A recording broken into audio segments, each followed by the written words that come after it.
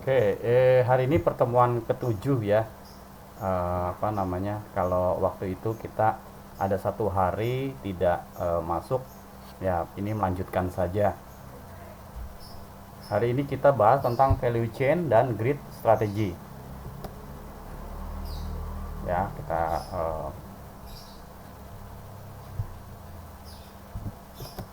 yang pertama definisi dari value chain. Ya, pada dasarnya ya value chain atau rantai nilai itu merupakan kegiatan atau proses atau tahap ya untuk meningkatkan nilai atau value ya dari produk jasa atau barang yang Anda produksi ya. Seperti apa misalnya kalau kita punya barang, apa sih yang meningkatkan sehingga barang itu bermanfaat tinggi misalnya untuk customer kita atau pelanggan kita ya.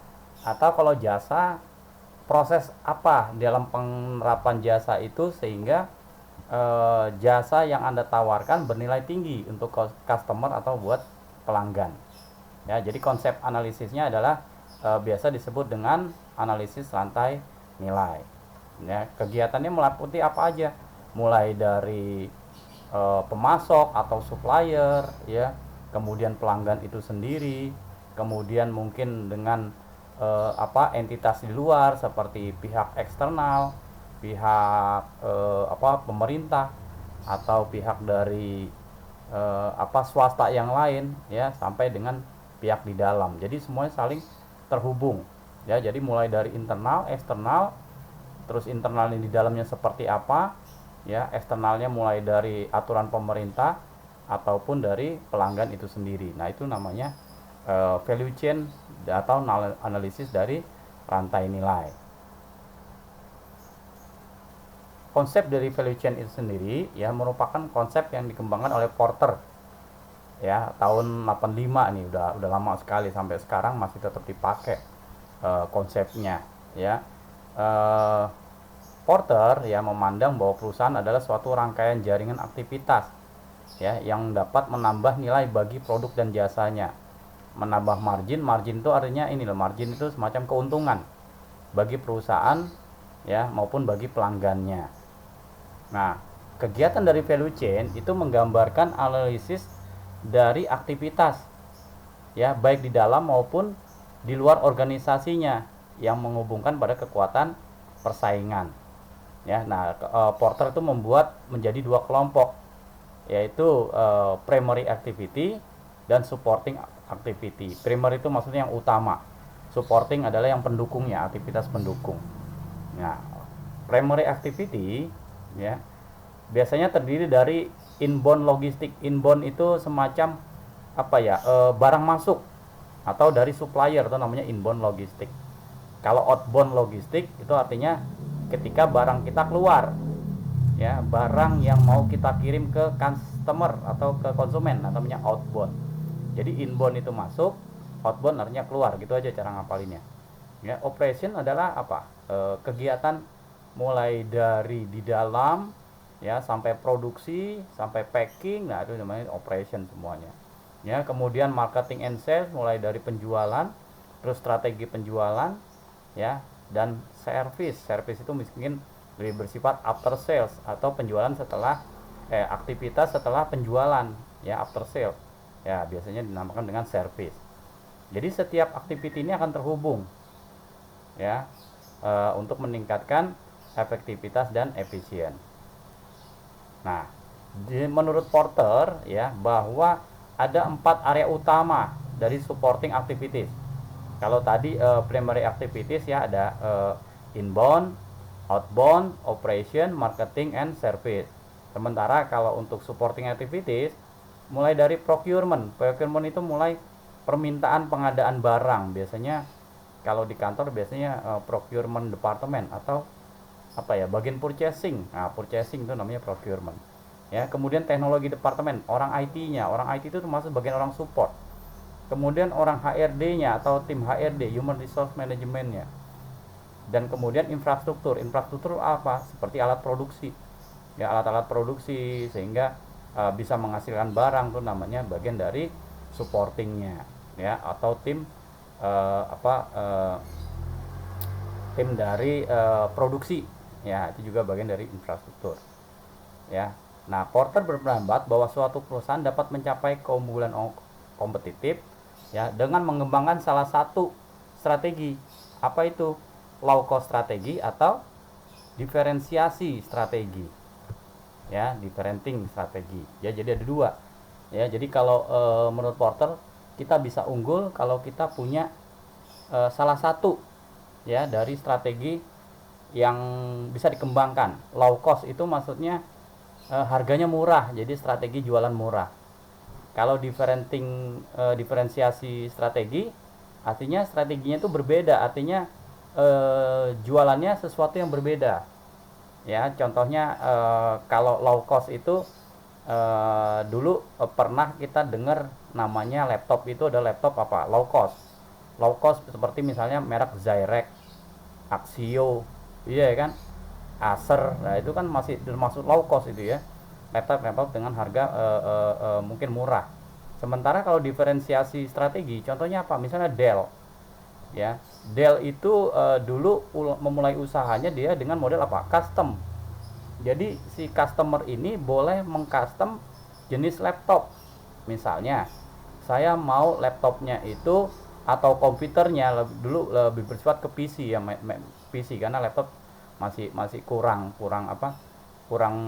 banyak jualannya, jadi orang banyak PC. Dulu ketika PC, Dell itu mengeluarkan PC Dell yang tipenya mereka tidak tentukan secara urutan. Ya, mereka bikin versi, misalnya ada satu perusahaan butuh komputer 100 unit dengan spesifikasi misalnya Core 2 Duo, terus memorinya 4 GB ya, memorinya mereknya Kingston misalnya gitu ya, terus harddisknya mereka maunya Seagate bukan WDC atau bukan yang lain. Nah, itu namanya diferensiasi. Karena kenapa? Dia mengembangkan penjualan dengan cara yang berbeda. Nah, kalau low cost kan kita sering ya, low cost itu paling banyak kan. Orang tanpa berpikir strategi yang berbeda, dia yang penting bagaimana mendapatkan pelanggan dengan cara yang murah, jualan murah, kasarnya begitu. Nah, diferensiasi banyak juga. Ya, contoh low cost apalagi? Misalnya kita kendaraan. Ya, kendaraan sekarang seperti mobil, ya kan? Kita tahu kan mobil-mobil buatan Jepang, itu kan low cost semuanya. Ya, bahkan sekarang udah ada mobil yang di bawah 100 juta. Kalau diferensiasi strategi, contohnya apa? Mobil Eropa. Mobil Eropa itu harganya mahal, tapi dia teknologinya beda gitu loh. Teknologinya beda, ya. Dari sisi keamanan, kenyamanannya juga beda, ya. Terus dari sisi desainnya mungkin juga berbeda. Nah, itu bagian dari diferensiasi strategi. Jadi ada dua memang yang diutarakan oleh Porter.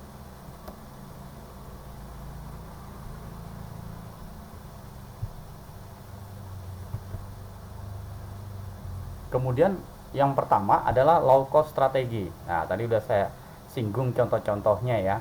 Fokus utama dari low cost strategi adalah mencapai cost yang lebih rendah secara relatif. Cost di sini maksudnya ini cost, tulisan ini cost ini ya, bahasa Inggris maksudnya. Kalau di bahasa Indonesia jadi biaya ya, biaya yang lebih rendah secara relatif dibandingkan kompetitor atau cost leadernya. Ya, cost leadership dapat dicapai dengan beberapa pendekatan antara lain economic of scale in production, experience curve effect, high cost control, and cost minimization. Ya, jadi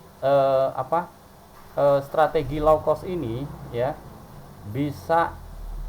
kita bisa gini loh, kita bisa mengatur kapan kita itu menjadi di bawahnya kompetitor. Ya, kapan kita mengambil harga di bawah kompetitor. Misalnya kita punya sekarang kan sering ini ya main saingan ya. Misalnya ada produk motor nih, ada motor baru diluncurkan, anggap aja merek Honda diluncurkan tipe X sekian. Tidak lama Yamaha akan coba mengambil pasar tersebut dengan yang desainnya mungkin nggak beda jauh. Ya, dulu kita pernah dengar ada motor Scoopy ya, Honda Scoopy ya, itu milik Honda. Ya, melihat Honda mengeluarkan Scoopy dan ternyata laku di pasaran, Yamaha mengeluarkan namanya Vino dengan harga yang lebih murah. Ya, itu kan jadi mulai dia melihat apa? Cost leadership-nya seperti apa. Si kompetitor nilainya berapa? Misalnya waktu itu harganya 15 juta, maka si kompetitornya nurun kalau bisa 13 juta nih. Supaya kita bisa mengambil harga terendah. Ya. Nah, itu seperti itu. Itu bagian dari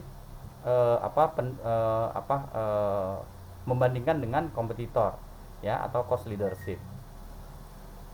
Atau dengan cara lain pendekatannya, economic cost of production, biasanya dengan cara apa, ya, mengurangi biaya produksinya secara ekonomi, ya, jadi skala produksinya diperkecil lagi, ya. Kemudian experience curve effect, ya, lebih melihat dari efek terhadap pengalaman sebelumnya, grafiknya seperti apa, ya. Kemudian apa yang menyebabkan biaya menjadi tinggi, itu harus diteliti lagi. Contoh misalnya spare part. Kenapa di spare partnya jadi mahal, barangnya mahal? Karena spare partnya mungkin kualitasnya bagus. Mereka mencoba dengan mendesain supaya low cost, berarti spare partnya ada yang dikurangin materialnya, kan gitu ya. Nah, contohnya apa ya, mobil, motor kan kayak gitu ya, ada namanya spare part itu KW1, KW2, KW3. Ya, itu bagian dari high cost control, ya.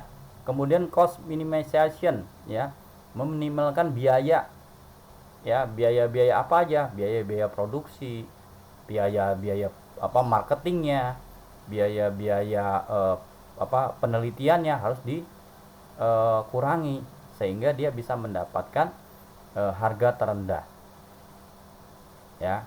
Nah, jadi kalau orang cerita tentang bagaimana sih supaya low cost, gimana sih supaya harga barang itu murah, biasanya ya itu tadi, materialnya dikurangi, ya, kualitasnya, ya, maksudnya ya, kualitasnya dikurangi, atau dari sisi skala produksinya nggak perlu besar-besar, ya. Kita coba dengan misalnya 1000 produksi, 1000 barang, laku apa enggak. Kalau begitu laku, ternyata masuk, dia langsung tambah lagi scale produksinya, ya.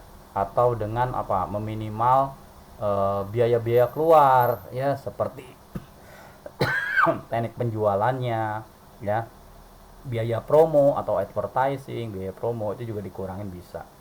Nah, itu bagian dari membuat low cost strategi.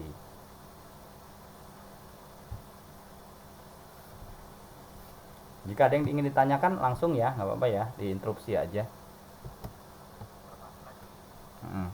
Yang kedua adalah diferensiasi strategi.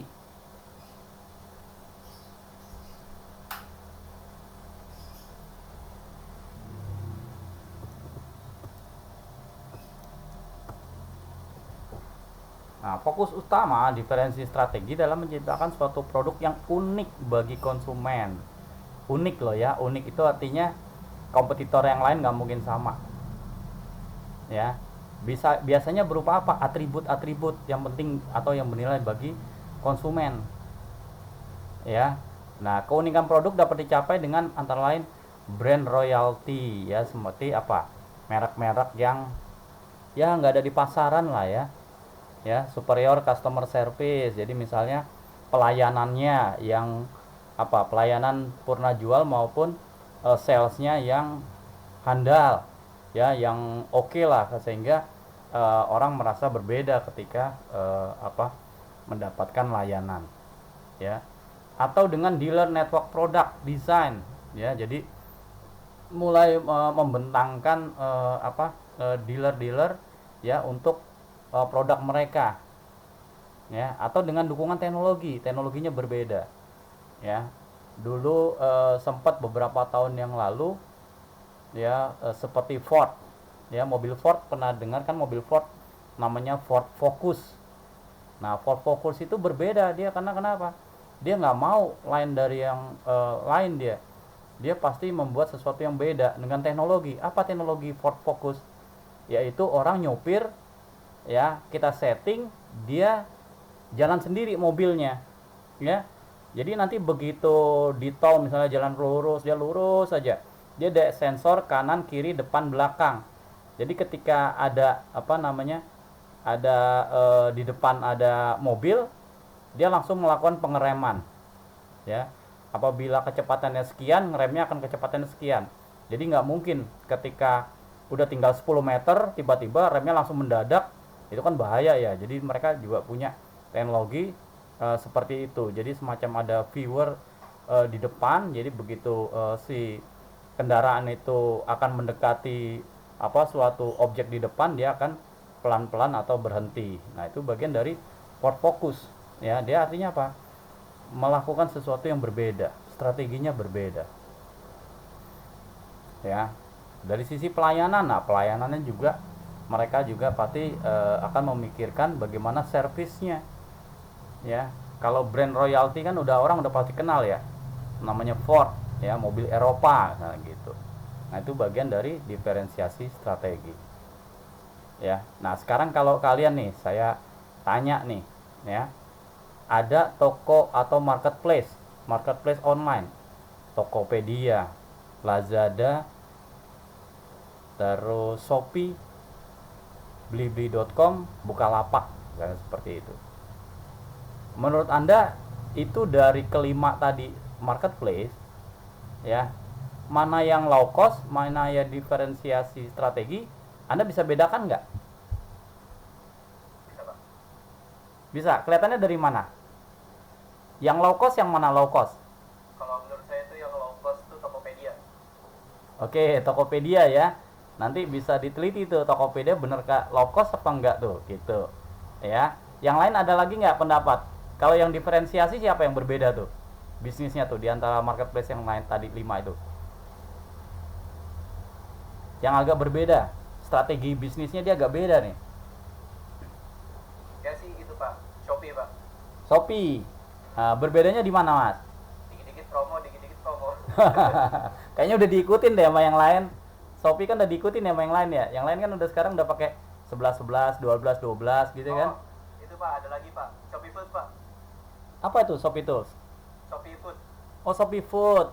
Uh, Tokopedia belum ada itu buat makanan kayak gitu. Oh iya, Shopee Food itu bukannya ini juga ngirim-ngirim barang ya? Enggak. Kayak itu dia, Pak. Kayak Di- GoFood, Pak. oh, Shopee kayak Food. GoFood. Nah, itu. Ya, jadi diferensiasinya di situ.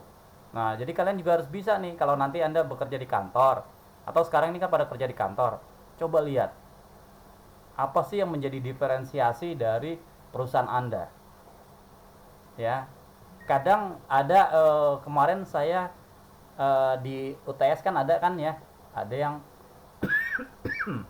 yang saya kasih apa bedanya atau pas kuliah yang sebelumnya deh, ya, perbedaan antara blue ocean strategi dan red ocean strategi, ya kan. Kalau red ocean kan dia menghajar apa ya, apa yang ada gue ikut berperang di situ kasarnya gitu loh. Jadi kalau jualan itu orang udah satu kampung jualan bakso, dia jualan bakso juga karena merasa dia ayo murah-murahan, ayo laku-lakuan. Terus dia berpandangan rezeki itu Allah yang ngasih. Jadi meskipun satu gang itu isinya bakso semua, menurut dia lah inilah rezekinya manusia beda-beda, dia bilang begitu. Itu namanya red ocean. Kalau blue, maka dia berpikir ini satu kampung kok jualan bakso ya. Kalau kayak gini kenapa gua nggak beli bikin yang lain, misalnya jualan pempek misalnya begitu. Ya, itu namanya blue strategi. Ya kan seperti itu. Nah, itu bagian dari diferensiasi strategi itu. Ya, karena dia nggak mau bersaing terhadap pasar yang udah ada, sehingga dia berpikiran kalau orang banyak bikin bakso bakso bisa, orang pasti nggak semuanya bisa bikin pempek karena begitu. Karena kenapa? Butuh kalian khusus, ya, misalnya seperti itu. Atau dari sisi kendaraan, ya, ada orang berpikir beli bikin kendaraan Matic tuh gampang kok, Yamaha, Honda, Suzuki ngeluarin, ya. Akhirnya ada perusahaan Tesla, pernah dengar Tesla kan, dia ngeluarin kenapa semua orang pada bikin Matic ya, kenapa nggak bikin elektrik aja, mobil motor sekarang ngeluarin mobil listrik. Tesla ngeluarin mobil listrik, ya. Terus lambat laun mulai ngeluarin motor listrik. Karena kenapa? Dia nggak mau bersaing apa yang udah ada. Kasarnya pasarnya orang Matic udah banyak, tapi pasarnya orang yang berbeda, yang senang sama motor elektrik, ya motor listrik, itu kan masih ada. Nah, dia berpikir gitu, diferensiasi. Ya, jadi dia tidak menghantam dari sisi low cost, tapi lebih bersifat mengambil ke diferensiasi. Nah, jadi menurut Porter terserah, ya, Anda mau ambil low cost atau diferensiasi strategi, atau dua-duanya bisa juga. Ya, pertama udah murah, terus orang gak ada yang bisa bikin, wah itu hebat banget tuh, jarang tuh udah kayak gitu tuh, perusahaan kayak gitu tuh. Ya biasanya kalau berbeda pasti mahal, biasanya umumnya begitu, kalau berbeda pasti mahal. Tapi kalau udah beda murah, wah itu pasti bisa banjir order tuh, seperti itu. Nah, fungsi dari apa, value chain ya dalam perusahaan, tujuan utamanya adalah untuk meningkatkan keuntungan perusahaan. Intinya sih meningkatkan keuntungan dan mengurangi biaya produksi. Ya. Nah, untuk meningkatkan keuntungan dan mengurangi biaya produksi baik jasa maupun produknya, ya. Nah, valuation itu fungsinya ada beberapa. Salah satunya adalah penelitian dan pengembangan. Jadi dengan value chain kita bisa melakukan penelitian, ya. Misalnya apa? Kita ingin produk jasa kita yang dipasarkan seperti apa, ya. Misalnya kita dengan menyebarkan yang sudah ada di pasaran, kita berikan kepada kompetitor, ya. Kita berikan ibaratnya kita lempar produk kita itu ke pasaran, ya. Pengen tahu nih produk kita apakah bisa bersaing atau tidak, ya.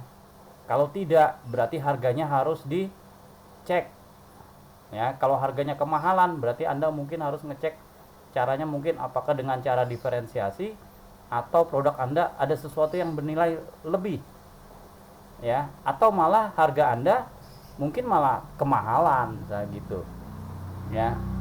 Nah, kasusnya seperti apa? Pernah nih ya, mungkin teman-teman udah tahu ya, pernah dengar merek minuman Cleo yang botolnya orange kalau nggak salah ya, Cleo ya. Nah, itu di Indomaret, ya. Waktu itu Cleo coba pasarkan, tetapi dia kurang bersaing. Padahal dia udah diferensiasi, bentuk botolnya beda kan. Apa namanya, tutupnya tuh lancip gitu loh, apa kerucut kayak gunung gitu kan tutupnya ya. Terus warnanya oranye, di mana yang lain merek-merek air minum biasanya tutupnya warnanya biru karena identik dengan air, tapi dia oranye, dia udah berbeda, ya. Tapi kenapa tidak bisa bersaing? Karena mungkin apa? Mungkin harganya ternyata terlalu tinggi dibandingin produk yang lain, ya. Harganya tinggi tetapi sulit ini dia bersaing karena mungkin dia merasa mau bermain di diferensiasi, tapi ternyata kurang, ya, kurang berkembang. Apa yang terjadi? Si Indomaret coba membuat a deal atau agreement dengan Cleo, ya, kasarnya gitu. Oke, lu Cleo kita pasarkan di semua gerai Indomaret, tapi dengan catatan nama Cleo ditutup menjadi nama Indomaret. Makanya sekarang kalau teman-teman beli air kemasan itu, air botol kemasan itu, ya, bentuknya sebenarnya Cleo, tapi itu udah labelnya udah label Indomaret. Setelah itu dia baru bisa turun harganya, ya, harganya turun, dia bisa bersaing akhirnya dengan yang lain. Nah, itu bagian dari penelitian dan pengembangan. Setelah diteliti, kok harga gue mahal ya, padahal gue modelnya adalah diferensiasi, berbeda sama yang lain, tapi ternyata nggak bisa, ya. Yang dicari ternyata oleh masyarakat adalah yang low cost, sehingga dia branding dengan Indomaret, ya, produk Cleo-nya ditutup menjadi Indomaret, ya, produknya namanya Indomaret air minumnya. Itu kalau kamu rasakan air minum Indomaret tuh sebenarnya air minumnya Cleo juga rasanya sama, ya, dengan Cleo. Nah, itu bagian dari penelitian dan pengembangan, manfaat dari penelitian pengembangan setelah adanya value chain. Kemudian fungsi rantai yang lain adalah desain produk atau jasa hingga proses. Jadi suatu bisnis yang menerapkan value chain itu akan terbantu dari sisi desainnya, ya, baik produk maupun jasanya. Ya, kalau kita membuat suatu proses, ya, misalnya tadi seperti apa, contoh kemasannya, ya. Kenapa botol aqua bentuknya kecil? Botol aqua yang 600 mili loh ya, 600 mili ya. Bukan aqua gelas, aqua yang botolnya kecil. Karena setelah diteliti, orang produksi ya, dia megang orang Indonesia itu rata-rata tingginya berapa? Orang Indonesia rata tingginya berapa? Orang Indonesia rata-rata tingginya 165. Nah, kalau 165 berarti tangannya dia rata-rata tuh bisa, kalau kalian apa, berbentuk megang botol, kan tangan itu kayak melingkar gini ya antara jempol sama telunjuk ya. Nah, itu dia akan mikir tuh, ya, gimana kalau megang botol tangannya orang Indonesia nih pas. Karena targetnya adalah orang Indonesia. Sehingga waktu dia mendesain botol aqua atau botol air minum kemasan ini, ya, dia itu udah tahu orang Indonesia tangannya cuma segini. Jadi nggak mungkin 600 mili didesain bentuknya bantet. Bantet tuh maksudnya apa ya?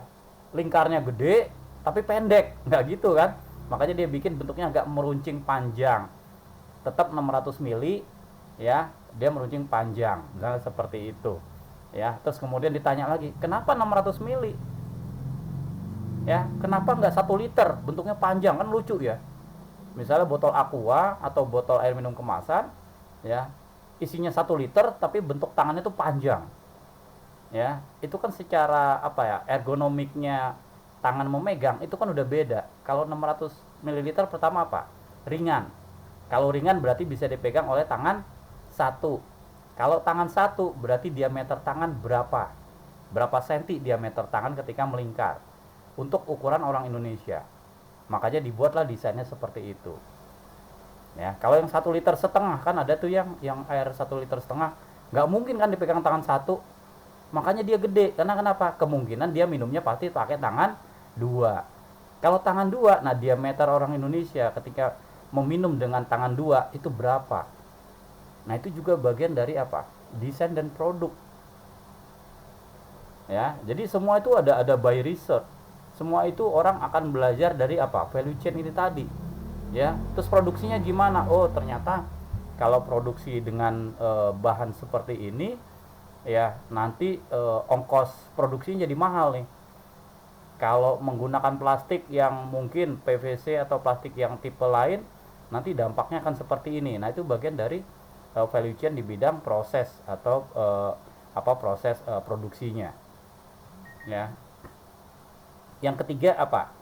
Fungsi yang satu ini sangat berkaitan dengan value chain, yaitu menggunakan strategi yang mampu meningkatkan produksi dalam sisi jumlah dan juga efisiensi. Apa yang diterapkan misalnya untuk tim produksi? Nah, tim produksi gimana value chain-nya supaya bagus? Ya, kadang kan orang kita biasanya apa? Ngatur shift-shiftan ya, kerja ya, jam-jam shift itu kan diatur-atur ya. Ada misalnya shift 1 jam 7 sampai jam 4 atau jam 3 sore ya. Kemudian yang shift 2 jam 11 sampai jam 8 malam misalnya begitu. Nah, itu bagian dari gimana dia menerapkan apa? Tim produksi ya, untuk meningkatkan apa? Efisiensi. Ya. Misalnya apa lagi? Ya, oh ternyata shiftnya itu cukup 2 orang aja sampai jam 8 malam. Kenapa nggak sampai jam pagi lagi, kembali pagi lagi, ada 3 shift atau 4 shift? Ya, mungkin setelah diteliti ternyata yang shift malam mungkin kurang produktif ya, atau nanti malah mengganggu kesehatan dari tim produksi. Nah, itu bagian dari kita menganalisis dari sisi apa? Value chain-nya tadi. Tim produksinya gimana? Ya, apakah dengan jumlah shift yang banyak nanti nggak bengkak nanti biaya gaji pegawai karena shiftnya terlalu banyak sehingga jumlah pegawainya jadi semakin banyak juga. Nah, itu harus diteliti lagi dari strateginya. Ya, itu bagian dari tim produksi seperti apa.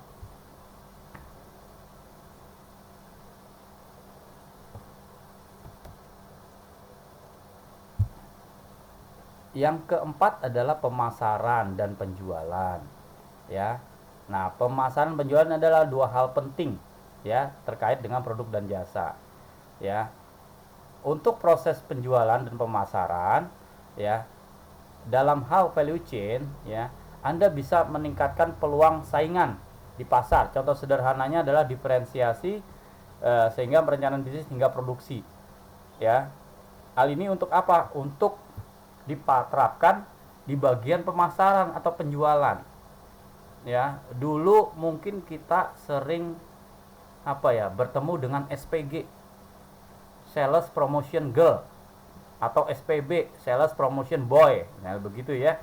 Kan ada tuh ya yang door to door, ya kan, nawarin, ya, lenggak-lenggok misalnya ketika ada booth atau pameran, ya. Itu menurut dia mereka pada saat itu adalah sesuatu yang diferensiasi, berbeda, ya. Tapi dengan adanya era Covid, ya, semenjak adanya Covid, orang-orang udah mulai dikurangi pergerakan keluar rumah, ya. Mereka yang biasanya punya jabatan sebagai SPG, mereka yang biasanya sebagai pemasaran, mulai beralih. Kemana alihnya? Ke dunia internet, ya. Mereka dididik untuk menjadi marketing online, ya, atau telemarketing, ya. Jadi yang biasanya dia jualan dari door to door, sekarang udah mulai beralih ke internet. Nah, itu bagian dari pemasaran penjualan yang diferensiasi, ya. Sekarang kan udah umum ya orang jualan lewat internet, pemasarannya lewat internet. Apalagi yang ke depan akan berbeda? Sekarang orang jualannya bisa lewat internet loh, misalnya begitu, ya. Dulu mungkin kita waktu era-eranya mungkin teman-teman pernah ngalamin, ya, karena baru terjadi, ya. Itu kita waktu belanja dulu, kalau belanja online nggak ada namanya COD. Orang belanja itu harus belinya pakai ATM atau debit atau kartu kredit. Kenapa pada saat itu orang masih takut jualan online? Takutnya apa? Barang udah nyampe, uangnya nggak ada, gitu ya. Uangnya uang palsu. Takutnya si kurir ini nanti dikasih uang palsu, nggak ngerti. Begitu disetor, ya uangnya palsu. Barangnya udah diterima atau udah dipakai, kayak gitu. Ya kan? Apa akibatnya? Mereka berpikir diferensiasi dong. Sekarang orang udah biasa kok namanya belanja online, mulailah beralih ke COD. Jadi semua barang sekarang udah bisa COD. Nah, itu namanya diferensiasi, ya. Dulu kalau kita beli, apa bisa dibalikin? Waktu pertama eranya online, nggak ada namanya barang itu bisa balik. Tapi begitu perkembangan teknologi dan perkembangan kebutuhan tentang diferensiasi strategi, orang mulai berpikir, orang beli boleh dong dibalikin, kan bisa jadi nggak cocok, misalnya begitu, ya. Akhirnya mulai orang berpikir, ya udah deh, sekarang boleh beli tapi boleh dibalikin juga tuh. Itu namanya diferensiasi, ya. Mungkin habis itu beda lagi. Anda punya pemikiran lain nggak, contohnya pemasaran yang kira-kira aneh? Ada nggak nih sekarang di sini nih teman-teman nih, kan calon-calon ini nih, calon entrepreneur atau calon pemikir. Dari sisi pemasaran yang belum ada sekarang apa contohnya? Yang masih jarang deh kalau nggak, yang diferensiasinya. Kira-kira apa? Tadi saya udah kasih contoh tuh.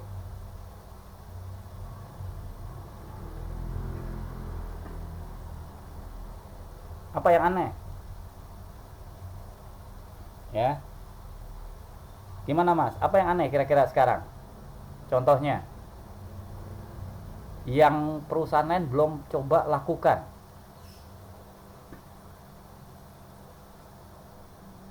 Dulu pernah ada toko bagus, ya, dimana orang jualan barang-barang yang kita punya, barang bekas, ya. Kemudian beralih menjadi OLX, dibeli sahamnya toko bagus, kemudian ganti baju namanya olx.co.id. Begitu OLX dia laku tentang jualan mobil, sekarang ada namanya OLX Auto. Di Bekasi ada kan OLX Auto. Nah, itu tadi diferensiasi. Dia ngeliat apa? Orang jualan mobil ternyata banyak loh di Indonesia. Dan kebanyakan orang jualan mobil ternyata banyak yang nggak laku. Karena kenapa? Dia bingung masarinnya. Kalau di online nggak ada. Akhirnya OLX coba diferensiasi. Oke, orang boleh jualan online, tapi gue juga sediain counter outletnya sendiri untuk OLX Auto. Nah, itu namanya diferensiasi, dia ngejual. Ayo, kalau Anda nih berpikir dari sisi pemasaran, apa yang kira-kira berbeda? Atau dari sisi IT deh, kalau bingung. Orang IT biasanya apa yang berbeda kalau Anda jualan?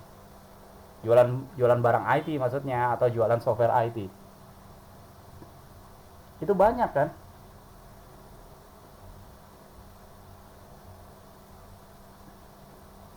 Apa contohnya? Contohnya misalnya begini. Kalau kita orang IT, biasanya kita itu pasti akan menjual produk kita, software kita ke customer, ya, dengan pembayaran di awal atau DP. Itu pasti tuh. Ya, sekarang tuh trennya dulu begitu tuh. Ya, sekarang dulu sampai sekarang mungkin begitu. Ya, ibaratnya lu bikin program saya deh. Oke Pak, saya bikin program, tapi ada kick off meeting, terus kita coba ini Pak, kita coba apa namanya, ada DP di depan. Nah, kalau Anda mau diferensiasi, kenapa jangan pakai DP? Kalau perlu nggak perlu ada DP. Oke Pak, DP nggak ada.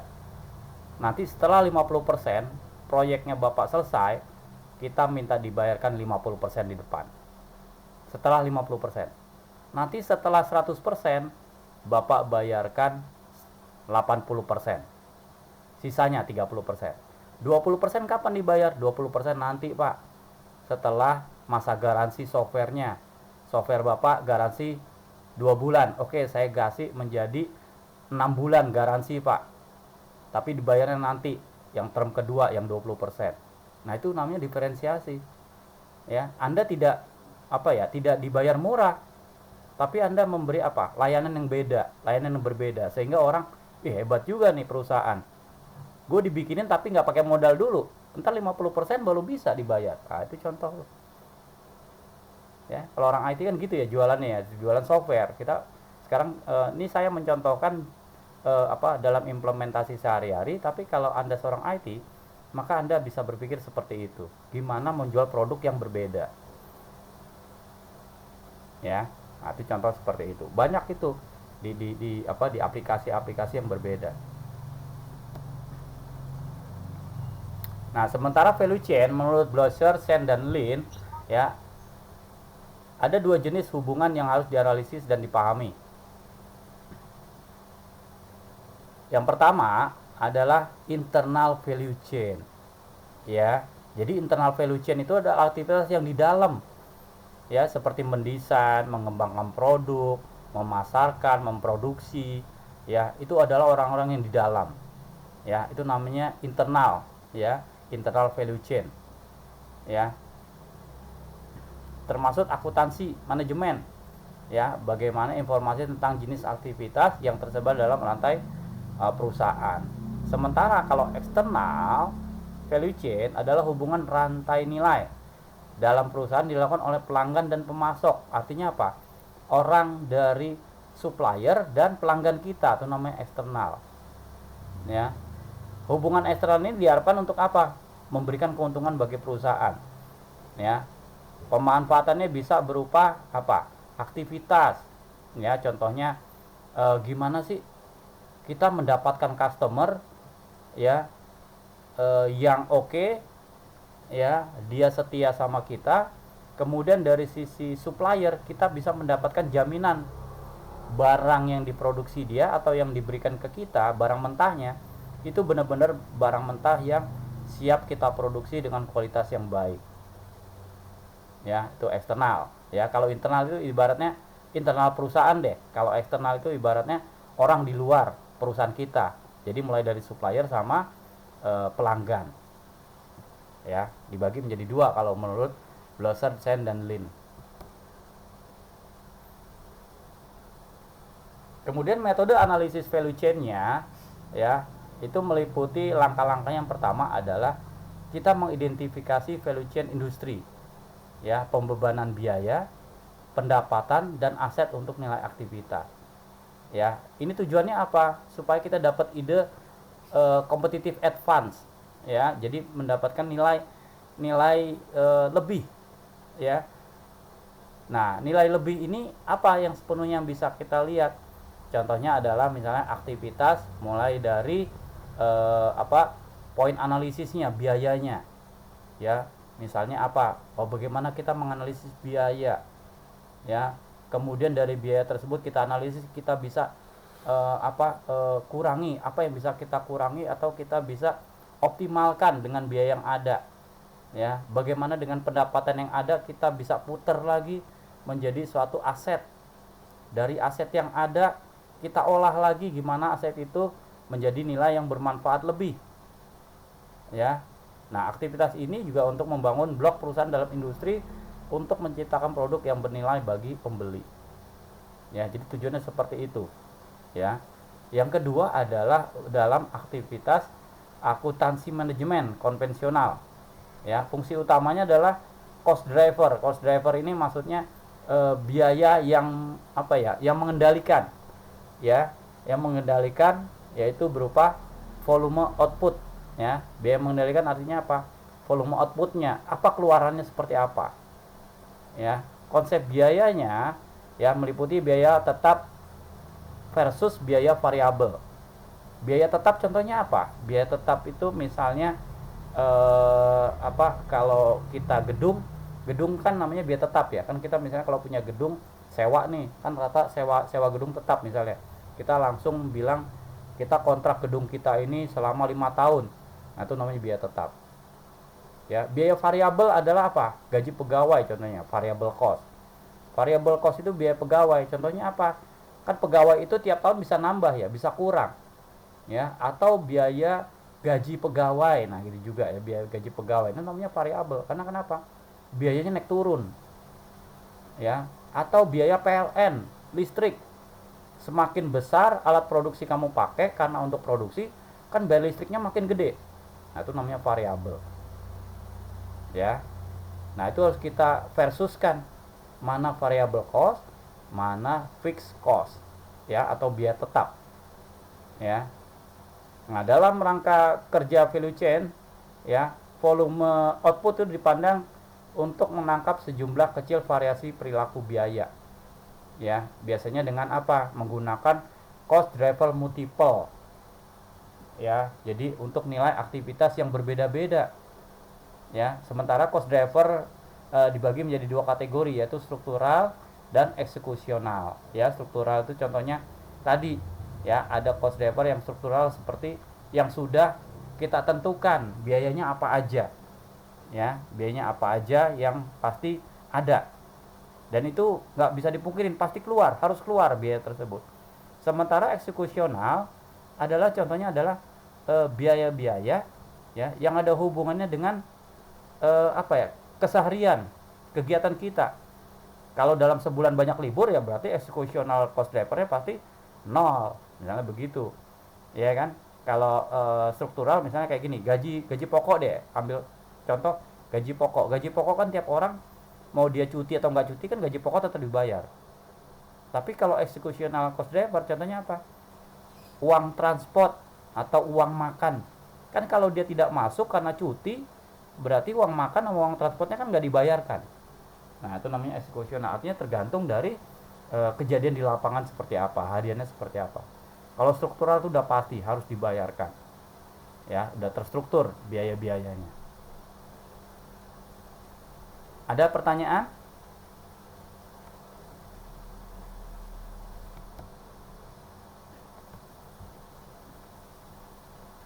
Oke, berikutnya adalah strategi grid, ya. Kalau tadi sudah value chain, sekarang strategi grid, ya. Strategi grid, ya, itu diungkapkan pertama oleh McFarland, ya. Tujuannya adalah menganalisis suatu aplikasi atau sistem informasi dari suatu organisasi pada saat ini, ya. Kondisi yang direncanakan serta aplikasinya dianggap berpotensi dalam menunjang operasional bisnis, ya. Nah, menurut McFarland itu membagi menjadi 4 kuadran. Kuadran pertama yaitu support, operasional, high potensial, dan strategik.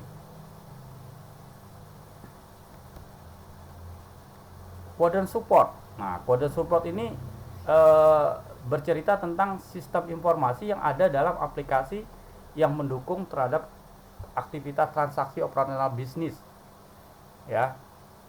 Di mana sistem informasi ini kita bisa lihat, ya, informasi tidak memberikan pengaruh yang besar apabila terdapat kerusakan atau kegagalan pada sistem, ya. Ya, jadi di kuadran support ini lebih menitik beratkan kepada aplikasi dari sebuah sistem informasi, ya, di mana keberadaan teknologi dapat dianggap sebagai supporting dari satu bisnis. Ya, teknologi dianggap bukan sebagai cost center. Ya, di sini dia masih menganggap bahwa kuadran support, ya, bahwa IT menjadi beban atau dia menjadi sumber pengeluaran yang besar. Ya, misalnya apa? Orang IT-nya, perusahaan ini tidak bergerak di bidang IT. Misalnya perusahaan apa ya? Perusahaan pabrik, misalnya pabrik-pabrik kayak gitu ya, pabrik-pabrik kayak gitu ya. Mereka ada tim IT-nya, tapi IT-nya bukan untuk bagaimana menjual dengan baik. IT-nya hanya untuk apa? Sebagai supporting aja, supporting produksi. Ya, jadi kalau setiap ada barang-barang rusak diganti. Tujuannya apa? Ya buat support aja supaya operasionalnya semakin bagus. Ya, dia tidak menggunakan IT, teknologi informasi sebagai driven, ya, sebagai apa ya? Sebagai bisnis utama. Ya, dia cuma sebagai IT ini cuma sebagai call center aja. Ya, nah ini kan banyak nih masih paradigma seperti itu ya. Kuadran di sini kuadran satu bahwa IT cuma sebagai supportnya aja. Nah ini maksud dari kuadran pertama. Kuadran kedua adalah operasional. Ya, di sini IT-nya sudah dianggap sangat memberikan kemudahan atau operasional kantor. Ya, misalnya kita perusahaan yang perusahaannya ini banyak bergantung dengan teknologi IT. Ya, banyak bergantung dengan teknologi IT-nya. Ya, nah di kuadran ini masih belum menunjukkan teknologi informasi berperan utama dalam melakukan kelangsungan hidup dari bisnisnya. Ya, dia hanya sebagai operasional aja. Ya, dengan demikian kuadran operasional ini tergantung operasional dari organisasi dalam menerapkan teknologi informasi. Ya, jadi hanya bersifat operasional aja. Ya, jadi IT belum menjadi suatu yang bisa dijual, ya. Nah, integrasi pada kuadran ini cukup dipertimbangkan dengan menggunakan informasi yang berhubungan dengan siklus pendapatan atau revenue cycle dan siklus pengeluaran atau expenditure cycle. Ya, jadi di kuadran kedua ini IT hanya sebagai operasional aja. Ya, ya benar-benar menjadi operasional. Kalau tadi sebagai support itu ya support hanya sebagai ada IT aja. Ya kalau di kantor orang IT-nya ya sekedar ada aja. Ya, tapi dia belum nyampe ke tingkat operasional. Ya, itu hanya support. Tim IT support, kan pernah dengar ya? Tim IT support adalah IT-nya kerjanya cuma support aja. Kalau ada error dia datang, butuh install Windows dia datang, komputer kena virus dia datang dibenerin. Nah, itu hanya sebatas operasional. Ya, support, sorry, sebagai support. Kalau operasional berarti apa? Produk-produknya IT sudah mulai digunakan hanya untuk kebutuhan operasional. Sementara kuadran ketiga adalah high potensial. Ya. Nah, kuadran ini merupakan kuadran di mana sistem informasi bukan hanya dianggap penting untuk proses bisnis atau operasional, tetapi sudah menjadi transaksi, ya, atau aktivitas bisnis eksternal operasional perusahaan. Jadi perusahaan ini udah bergantung banget sama IT-nya, sehingga ketika dia terhubung dengan orang luar, dia terhubung dengan klien, dia terhubung dengan level pemerintah, ya, semua aktivitasnya sudah terintegrasi dengan proses, ya, mulai dari ujung produksi sampai dengan keluar, namanya high potensial. Nah, di kuadran ini sistem informasi benar-benar dianggap sukses dalam mendukung bisnisnya. Ya, integrasi ini pada kuadran ini banyak mempertimbangkan tentang kebutuhan dan kesuksesan bisnis. Ya, sehingga integrasi pada kuadran ini melibatkan integrasi ke seluruh operasional. ya bisnis dari suatu perusahaan. Jadi mulai dari supplier pengadaan sampai ke luar, ya, sampai ke pihak luar operasional perusahaan sampai mendukung bisnis, itu namanya high potensial. Yang terakhir adalah kuadran strategik. Nah, kuadran ini merupakan kuadran di mana sistem informasi dianggap berpengaruh signifikan terhadap kelangsungan bisnis di masa yang akan datang. Jadi IT-nya udah benar-benar menjadi strategi dia, ya. Contohnya apa? Kalau kita mau jualan, gimana strategi IT-nya? Apa yang bisa didukung oleh IT sehingga kita bisa jualan buat kedepannya seperti apa? Ya, kan sekarang kita udah bisa ya setting ya, kalau di orang IT ini kita bisa setting, misalnya tadi contohnya promo 11 nih, 1 Januari 2022 misalnya 11, ya kita udah bisa setting IT-nya, ya nanti tanggal 11 semua produk, ya itu harganya adalah diskon, misalnya diskonnya misalnya 80% untuk harga di atas 100.000 misalnya begitu. Otomatis yang harga 100.000 akan menjadi 20.000. Itu kan di settingnya apa? Di awal kan. Kan nggak mungkin besok pagi mau besok pagi mau 11 baru dikerjain malam ini. Ya bisa babak belur itu orang IT-nya yang lembur. Ya, tapi kalau dia menggunakan teknologi IT, mereka bisa setting semuanya. Ya, mereka bisa grab data-datanya, ya barang apa aja yang harganya 100.000 dikenai biaya mungkin potongan 10%, 20% dan seterusnya. Ya, kapan dia bisa menerapkan misalnya penjualan buy one get one. Ya, Anda beli satu dapat satu misalnya. Sebenarnya itu bagian dari kuadran strategik di mana IT sudah mendukung strategi dari perusahaan. Ya, dan keempat kuadran tadi ya itu sebagai grid strategi, ya. Oke, kita hari ini sudah belajar tentang value chain dan grid strategi, ya. Apakah ada pertanyaan? Silakan kalau ada yang ingin ditanyakan.